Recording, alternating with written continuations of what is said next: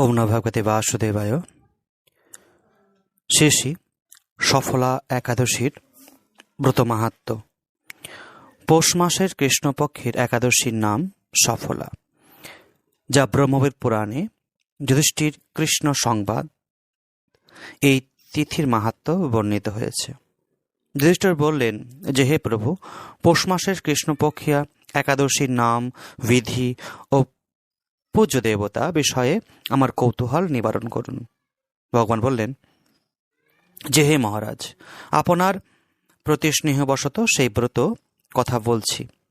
এই ব্রত আমাকে যেরকম সন্তুষ্ট করে, বহু দান দক্ষিণাযুক্ত যজ্ঞ আদি দ্বারাও আমি সেরকম সন্তুষ্ট হই না।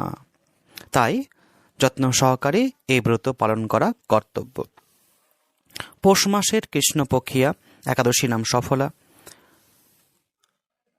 নাগদের মধ্যে যেমন শেষনাগ, পক্ষীদের মধ্যে যেমন গরুড়, মানুষের মধ্যে যেমন ব্রাহ্মণ, দেবতাদের মধ্যে যেমন নারায়ণ সর্বশ্রেষ্ঠ, তেমনি সকল ব্রতের মধ্যে একাদশীর ব্রত সর্বশ্রেষ্ঠ।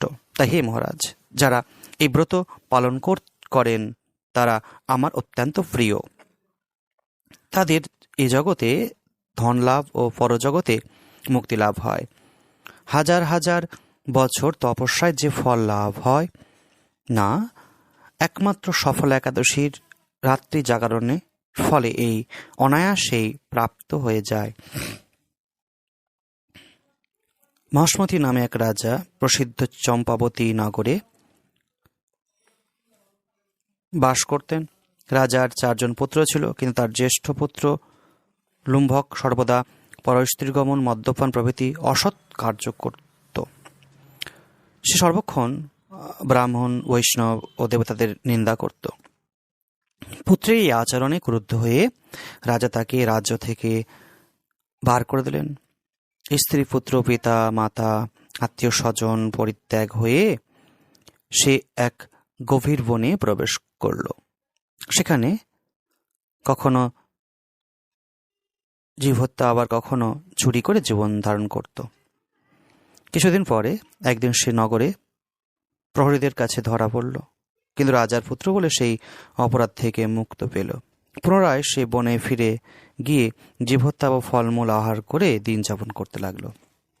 ওই বনে বহু বছর পুরনো একটি বিশাল অশ্বত্থ বৃক্ষ ছিল।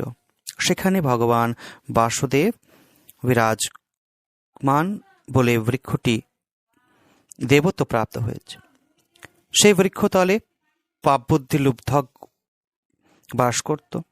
বহুদিন পর তার পূর্বজন্মের কোনো পুণ্য ফলে সে পৌষ মাসে দশমীর দিনে কেবল ফল আহার করে দিন অতিবাহিত করল। কিন্তু রাত্রিতে অসহ্য শীতের প্রকোপে সে মৃত্যুপ্রায় হয়ে রাত্রি যাপন করল। পরদিনে সূর্যোদয় হলেও সে অচেতন হয়ে পড়েই রইল। দুপুরের দিকে তার চেতনা ফিরল। ক্ষুধা নিবারণের জন্য সে অতি কষ্টে কিছু ফল সংগ্রহ করল। তারপর সেই বৃক্ষতলে সে পুনরায় বিশ্রাম করতে থাকল। রাত্রিতে খাদ্য অভাবে সে ক্রমশ দুর্বল হয়ে পড়ল। সে প্রাণ রক্ষার্থে ঈশ্বরের উদ্দেশ্যে ফলগুলি নিয়ে, হে ভগবান, আমার কি গতি হবে বলে অশ্রুপাত করতে করতে সেই বৃক্ষমূলে, হে লক্ষ্মীপতি নারায়ণ, আপনি প্রসন্ন হন বলে নিবেদন করল। এইভাবে সে অনাহারে ও অনিদ্রায় সেই রাত্রি যাপন করল। ভগবান নারায়ণ সেই পাপী লুম্ভকের রাত্রি জাগরণকে একাদশীর জাগরণ এবং ফল অর্পণকে পূজা বলে গ্রহণ করল। এইভাবে অজ্ঞাত অনুসারে লুম্ভকের সকল একাদশীর ব্রত পালন হয়ে গেল। প্রাতঃকালে আকাশে দৈবাণী হলো যে, হে পুত্র, তুমি সফলা ব্রতের পূর্ণ প্রভাবে রাজ্যপ্রাপ্ত হবে। এই দৈববাণী শোনা মাত্র লুম্ভক দিব্যরূপ লাভ করল। তারপর পাপ বুদ্ধি দূর হল। সে পুনরায় নিষ্কণ্টন রাজ্য লাভ করল। স্ত্রী পুত্র সহ কিছুকাল রাজ্য সুখ ভোগের পর পুত্রের উপর রাজ্যভার দিয়ে সে সন্ন্যাস আশ্রম গ্রহণ করল। অবশেষে মৃত্যুকালে সে অশোক অভয় ভগবানের কাছে ফিরে গেল। তাই হে মহারাজ, এইভাবে সফলা একাদশী যিনি পালন করে তিনি জাগতিক সুখ ও পরে মুক্তি লাভ করে। এই ব্রত যারা শ্রদ্ধাশীল তারাই ধন্য, তাদের জন্ম সার্থক, এতে কোনো সন্দেহ নেই। এই ব্রত পাঠ ও শ্রবণে মনুষ্যের রাজস্ব যজ্ঞের ফল লাভ হয়। ওম নমো ভগবতে বাসুদেবায়। এখানে শ্রী শ্রী সফল একাদশীর ব্রত মাহাত্ম্য সমাপ্ত হলো।